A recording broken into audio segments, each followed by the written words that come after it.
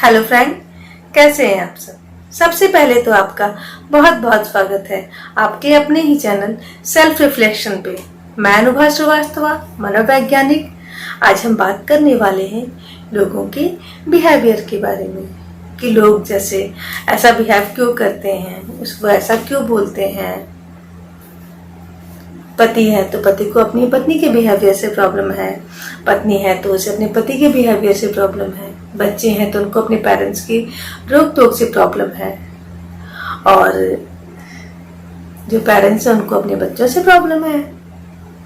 इसी तरह से जो है डिफरेंट जो बिहेवियर्स होते हैं लोगों के, उनकी वजह से किसी न किसी को प्रॉब्लम होती है। जैसे कुछ लोग होते हैं बहुत ही ज़्यादा एक्टिव होते हैं, बहुत ज़्यादा स्मार्ट टाइप के होते हैं, बहुत ज़्यादा सेल्फिश ऐसे भी होते हैं, और कुछ लोग वहीं बहुत शांत होते हैं, लोगों की रिस्पेक्ट भी करते हैं, लोगों को समझते भी हैं। तो अलग अलग तरह से जो है इंसान का बिहेवियर बनता है, उसका कोर बिलीव बनता है। जैसे इसको मैं एक एग्जांपल से समझाना चाहूँगी। जैसे कोई लड़का है, वो एग्ज़ाम की तैयारी कर रहा है और जाके उसने एग्ज़ाम दिया, लेकिन एग्ज़ाम की तैयारी उसे जिस लेवल पे करनी चाहिए उस टाइप से उसने नहीं किया, और उसके बाद जब रिजल्ट आया तो वो एग्ज़ाम क्लियर नहीं कर पाया। उसके बाद उसने जो है अपने दोस्त से इस बारे में चर्चा किया कि यार मैं एग्ज़ाम दिया, एग्ज़ाम मुझसे क्लियर नहीं हुआ। तो उसके दोस्त ने कहा, अरे यार ये एग्ज़ाम तो बहुत टफ है, मैंने तो 4 टाइम दिया, मुझसे भी क्लियर नहीं हुआ था। तो उस जो लड़का था, जो बॉय था, उसके माइंड में माइंडसेट बना कि एग्ज़ाम तो बहुत टफ है, मैं तो कर ही नहीं पाऊंगा इसको। एक बार एग्जाम दिया, अच्छे से तैयारी भी नहीं किया था और उसका नहीं सिलेक्शन हो पाया, एग्जाम नहीं क्लियर हुआ, तो उसे लगा कि वो ऐसा नहीं कर पाएगा। और उसका जो खास दोस्त था उसने भी ऐसा बोल दिया कि मैंने तो 4 टाइम दिया और मुझसे भी नहीं क्लियर हुआ। और देखिए फिर बिलीव और कैसा स्ट्रांग होता चला जाता है। फिर उसके बाद उसके पेरेंट्स ने कहा कि बेटा ये एग्जाम ना तुम्हारे बस की बात नहीं है, तुम कोई छोटा मोटा एग्जाम दे लो, कोई छोटा मोटा कुछ कर लो जो है। और फिर जो है वो उसके लिए ट्राई किया। जब सब तरफ से लोगों ने कहा कि ये तुमसे नहीं होगा, तो उसका माइंडसेट भी जो है, उसका बिलीव भी करने लगा कि ये चीजें मुझसे नहीं होंगी, ये मेरे बस की बात नहीं है, मैं इसको नहीं कर पाऊंगा। लेकिन इसकी वजह क्या थी? तैयारी अच्छी तरीके से नहीं की गई थी, है ना। अब देखिए रीजन बहुत तरह से होते हैं हमारे बिलीफ के बनने में।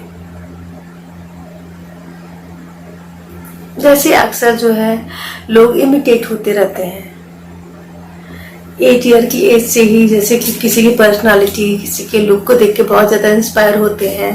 जैसे किसी को कोई हीरो बहुत पसंद है, किसी को कोई हीरोइन बहुत पसंद है, किसी को कोई पॉलिटिशियन बहुत पसंद है, किसी को कोई टीचर बहुत पसंद है, या किसी को कोई फ्रेंड पसंद है।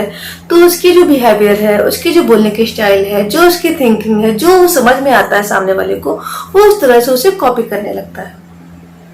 और फिर धीरे धीरे जो थिंकिंग होती है वो भी उसी तरह से बनने लगती है उसकी। अब देखिए इस तरह से जो है जो कोर बिलीव बनता है। अब मैं आपको बताना चाहूँगी कि मेरे पास एक काउंसलिंग का केस था। उसमें जो लेडी थी वो अपने को लेके बहुत ज़्यादा निगेटिव हो गई थी। उसे लगता था कि उसका दिमाग जो है काम करना बहुत कम कर लिया है, वो कोई भी काम सही तरीके से अब नहीं कर पाती है। पहले सारे काम को बहुत अच्छे से करती थी, अब वो अपने घर में बहुत अकेला महसूस करने लगी। हुआ ये कि जो उसका जो हस्बैंड था वो बहुत ही स्ट्रिक्ट टाइप के, और हर काम में बिल्कुल परफेक्शन। ठीक है, परफेक्शन तो सभी को अच्छा लगता है, लेकिन परफेक्शन की वजह से बहुत ज्यादा रोक टोक। कोई भी काम शुरू भी करने लगे तो क्या ये काम तुम सही से कर लोगी, तुमसे हो पाएगा ना ये काम। तो इससे क्या हुआ कि धीरे धीरे 1-2 बार उससे गलतियां भी हुई। फिर उसके बाद जो है बार बार एक ही तरह की बात सुनने लगना कि तुमसे ये नहीं हो पाएगा, तुम ये नहीं कर सकती हो, तुम्हारे बस की बात नहीं है, तुम बिल्कुल ये काम को कर ही नहीं पाओगी, तुम्हारे पास वो दिमाग ही नहीं करने के लिए। तो धीरे धीरे वो जो है उसका माइंड भी जो है उस चीज को एक्सेप्ट करने लगा कि ये मेरे बस की बात नहीं है, ये मैं नहीं कर सकती, मुझसे नहीं होगा ये। और फिर उसके बच्चे भी जब इस तरह से बोलने लगे तो उसे लगा कि कुछ बात तो है कि मेरे हस्बैंड भी मुझसे बोलते रहते थे, अब बच्चे भी बड़े हो गए, बच्चे भी इस तरह की बातें करने लगे। तो बस मैं यही कहना चाहूंगी कि इसी तरह से जो है, जो हमारा बिलीव होता है ना, वो कई लोग जो हमारे अपने होते हैं, खास होते हैं, जिन पे हम बहुत ट्रस्ट करते हैं, वो जब इस तरह से बोलते हैं तो हमारा बिलीव बनता है कि हमसे वो काम हो पाएगा या वो काम नहीं हो पाएगा। जैसे पेरेंटिंग में ही देख लीजिए, जैसे कि कुछ पेरेंट्स होते हैं, उनके बच्चों की जो क्षमता होती है उससे ऊपर बच्चों की इतनी तारीफ कर देते हैं, इतना उन्हें सपोर्ट करते हैं, इतना उन्हें पैम्पर देते हैं, जो अपने लेवल पे कर सकते हैं, इतना उन्हें मोटिवेटेड रखते हैं कि वो हार्ड से हार्ड काम को हंसते हुए कर जाते हैं, अपनी क्षमता से भी अधिक काम कर लेते हैं।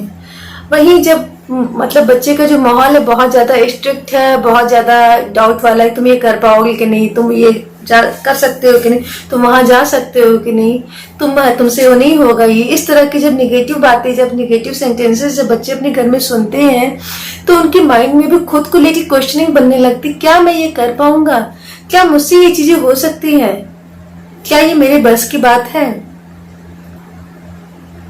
ऐसे ही कोई जो है बहुत ज्यादा पॉजिटिव होता है खुद को लेके, और कोई खुद को लेके बहुत ज्यादा नेगेटिव होता है।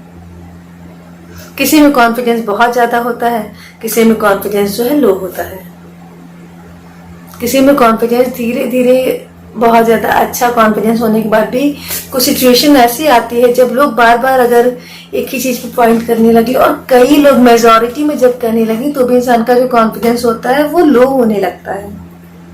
इसीलिए खुद पे बिलीव कीजिए, अपने बिलीफ सिस्टम को स्ट्रांग रखिए, अपने स्ट्रेंथ को जानिए, स्ट्रेंथ तो आप जानते ही हैं, अपनी वीकनेसेस को भी जानिए, उसको भी आप जानते हैं, उसको आप नोट कीजिए, अपनी स्ट्रेंथ को एक साइड में नोट कीजिए, एक साइड में अपनी वीकनेसेस को नोट कीजिए, और वीकनेसेस पे आप वर्कआउट कीजिए। स्ट्रेंथ को देख के खुश होइए, उस पर पूरी तरह से फोकस करके आपको उस पे ही चलना है, और जो वीकनेसेस जो बीच में आके जो आपके काम में रुकावट डाल रही हैं, आपकी पर्सनालिटी में, आपके बिहेवियर में, उसको धीरे धीरे एक एक पॉइंट करके चेकलिस्ट बना के उसको सॉर्ट आउट करते चले जाइए। फिर देखिए आपका बिलीफ सिस्टम दूसरा बन जाएगा, है ना। जो रूट है ना, हमें रूट पे ही काम करना है। और अगर बहुत ज्यादा खुद के बिलीफ को लेके प्रॉब्लम आ रही है तो आपको जो है काउंसलिंग की जरूरत है, क्योंकि जो स्पेशलिस्ट है ना वो धीरे धीरे जो है आपकी हेल्प कर पाएगा। क्योंकि अगर कोई चीज बहुत लंबे समय से चल रही है तो वो काउंसलिंग से ही ठीक हो सकती है। आप खुद से प्रयास कर सकते हैं, प्रयास करके देखिए, अगर ठीक हो जाए तो ठीक है, नहीं तो काउंसलिंग जरूर लीजिए, क्योंकि काउंसलिंग बहुत हेल्प करेगा। थैंक यू फ्रेंड्स, मैं उम्मीद करती हूँ कि वीडियो आपके लिए यूजफुल हुआ होगा। अगर जरा सा भी मेरा वीडियो आपको अच्छा लगा हो तो प्लीज मेरे वीडियो को लाइक कीजिए, मेरे चैनल को सब्सक्राइब कीजिए, इसे अपने फैमिलीज में, अपने फ्रेंड सर्कल में जरूर से जरूर शेयर कीजिए। हो सकता है कि ये वीडियो किसी के काम आ जाए। अगर आपने मेरे चैनल को सब्सक्राइब कर लिया है तो बहुत बहुत धन्यवाद, और अगर नहीं किया है तो प्लीज मेरे चैनल को सब्सक्राइब कर लीजिए। Thanks for listening me. Thank you.